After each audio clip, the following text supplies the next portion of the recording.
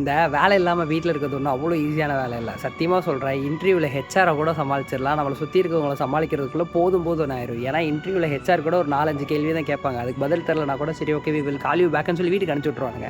ஆனால் அந்த வீட்டுக்கு வந்ததுக்கப்புறம் இவங்க கேட்குற கேள்வி இருக்குது பார்த்தீங்களா, 1008 கேள்வி வரும். அடுத்து என்ன பண்ண போகிற, ஃப்யூச்சரில் எவ்வளவோ ஏதோ பண்ணிருக்காங்க, நேற்று வந்து படித்து முடிச்ச பையெல்லாம் செலக்ட் ஆகிட்டேன், நீ இன்னும் இப்படியே இருக்க, நீ ஃப்யூச்சரை சீரியஸாகவே எடுத்துக்கலாம், அது இதுன்னு சொல்லி இவங்க நம்மளே என்ன பண்ணுறது தெரியாமல் ஸ்டக்காகி உட்காந்துருப்போம். இதுக்கு நடுவில் இவங்க அது இதுன்னு சொல்லி நம்ம இன்னும் பயமுடிச்சு விட்ருவாங்க. சரி ஓகேன்னு சொல்லி இன்டர்வியூ போனால் அவன் இல்லாத போலாத ரீசன்லாம் சொல்லுவான். எக்ஸ்பீரியன்ஸ் வேணும், 2 இயர்ஸ் எக்ஸ்பீரியன்ஸ் இருக்கவனுக்கு 5 இயர் எக்ஸ்பீரியன்ஸ் வேணுங்கிறான். அது இதுன்னு சொல்லி ஏதோ ஒன்று சொல்லி இவனுங்களை வீட்டுக்கு அனுப்பிச்சி விட்றானுங்க.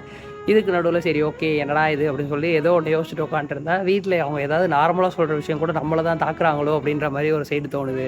இதுக்கு நடுவில் சும்மாவே இருந்தால் என்ன பண்ணுறதுன்னு தெரியாமல் ஏதாவது ஒன்று பண்ணோன்னா இவனுங்க வேறு எப்போ பார்த்தாலும் வீட்டில் ஜாலியாக சும்மாவே இருக்க, உனக்கு என்னப்பா ஜாலியாக இருக்கேன்னு சொல்லி ஃப்ரெண்ட்ஸ் கேங் இவனுங்க ஒரு சைடு போட்டு படுத்துறானுங்க. சத்தியமாக என்னடா இது அப்படின்ற மாதிரி இருக்குது. இதை பற்றி நீங்கள் என்ன நினைக்கிறீங்கன்னு சொல்லி கமெண்ட்டில் சொல்லிட்டு போங்க. நெக்ஸ்ட் வீடியோவில் பார்க்கலாம்.